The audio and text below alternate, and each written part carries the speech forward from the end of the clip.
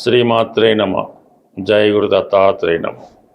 కన్యారాశి వారు ఈ నెలలో చేసుకోవాల్సిన పరిహారాలు, ముందుగా వీళ్ళకి 11వ స్థానంలో 3 గ్రహాలు టెంపరీగా ఉన్నాయి కాబట్టి ఎక్కువ రవి 11లో ఉన్నప్పుడు ఎటువంటి ఫలితాన్నైనా పరిష్కరించి చక్కగా మీకు లాభాన్ని కలిగిస్తూ ఉంటాడు. అంటే కోరినవన్నీ ఇచ్చే శక్తి 11లో ఉన్న రవికి ఉంటుంది. ఆగస్టు 17 వరకు రవి 11లో ఉంటాడు. ఈ సమయంలో మీరు ఈ 17వ తారీఖు లోపు వచ్చే ఆదివారం రోజు గోధుమ నూకతో చేయనటువంటి హల్వా తయారు చేసి ఆదివారం రవి హోరలో సూర్యభగవానుడికి నైవేద్యంగా పెట్టి అది మీరు మీ కుటుంబ సభ్యులు మాత్రమే తీసుకోవాల్సి ఉంటుంది. అలాగే ఆ ఆదివారం రోజు మీరు చాలా నియమంగా పవిత్రంగా ఉండడం వల్ల అన్ని పనులు ఆటోమేటిక్గా, అంటే ప్రభుత్వం నుంచి కావలసిన ఏ పనులైనా, తండ్రి గారి ద్వారా గురువుల ద్వారా రావాల్సినటువంటి ఏమున్నా, నేర్చుకోవాల్సినవి ఉన్నా కంప్లీట్గా మీకు అది అనుకూలత లభిస్తుంది. గురువు కూడా లాభస్థానంలో ఉన్నాడు, వెరీ సింపుల్, రెడీగా ఉన్నాడు మీ ఫలితం ఇవ్వడానికి. ఏ ఫలితాలు ఇవ్వడానికి? చతుర్థ భావానికి సంబంధించింది విద్య, అలాగే స్థిరాస్తి, సొంత గృహం, వాహనం. సప్తమం భార్య నుంచి అనుకూలత, భర్త నుంచి అనుకూలత. ఇవి కావాలంటే వెరీ సింపుల్. గోశాలను దర్శించడం, గోవుకి ఒక 3 దేశవాళీ అరటిపళ్ళు పసుపు రంగులో ఉన్నవి 3 అరటిపళ్ళు మాత్రం గోవుకి సమర్పించి 3 ప్రదక్షిణలు గోవుకి చేసి నమస్కరించడం వల్ల కంప్లీట్గా మీ పని సక్సెస్ఫుల్గా రావడం జరుగుతుంది. అది వీలైతే గురువారం రోజు గురుహోరలో చేస్తే ఇది మరింత ఫలితం పొందే అవకాశం ఉంటుంది.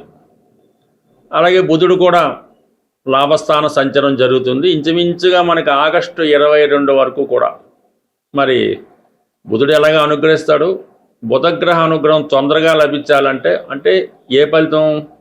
దశమాధిపతిగా వృత్తిలో లాభం పొందాలి, వ్యాపారం బాగా సాగాలి, ఆర్థిక పరంగా ప్రాబ్లమ్స్ ఉండకూడదు. అంటే వెరీ సింపుల్. ఏముంది?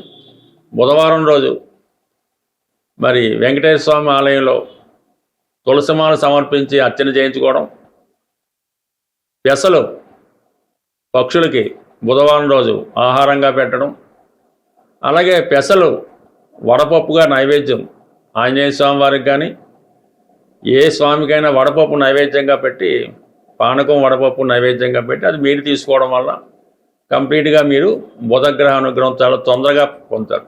ఇవన్నీ పొందాలంటే ముందు రాశిలో ఉన్న గ్రహం శుక్రుడు బలహీనంగా ఉండడం వల్ల పిచ్చి పిచ్చి ఆలోచనలన్నీ వస్తుంటాయి, కొత్త వాళ్ళతో పరిచయాలు ఏర్పడుతుంటాయి, రకరకాల యావిగేషన్స్ వస్తుంటుంది. శని కూడా చూస్తున్నాడు కాబట్టి స్త్రీలు కంపల్సరీగా శుక్రగ్రహ అనుగ్రహం కోసం శుక్రవారం రోజు అమ్మవారి ఫోటోకి చక్కగా సాయంకాలం అయిన తర్వాత సంధ్యా సమయంలో చక్కగా అమ్మవారికి దీపారాధన చేసి ఎరుపు రంగు పూలతో పూజించి పాలు నైవేద్యంగా పెట్టి కంప్లీట్గా మీరు శ్రీ సూక్తాన్నో లక్ష్మీ అమ్మవారిని మనసా పూజించడం వల్ల కంప్లీట్గా మీకు భాగ్యం, అంటే 9వ స్థానాధిపతిగా అదృష్టాన్ని, ఆరోగ్యాన్ని ఇవ్వడం జరుగుతూ ఉంటుంది. ఇక్కడ శుక్రుడు అనుగ్రహించడం వల్ల రాహు కూడా ఆటోమేటిక్గా 6వ స్థానంలో ఉన్నాడు కాబట్టి రాహుగ్రహ అనుగ్రహం కూడా పొందుతూ ఉంటాం. అంటే సప్తంలో శని వక్రించి ఉండడం వల్ల భర్త గారికి అనారోగ్య సమస్యలు కానీ, భర్తతో విభేదాలు కానీ, పెళ్ళిళ్ళు కుదరకపోవడం కూడా జరుగుతుంటుంది.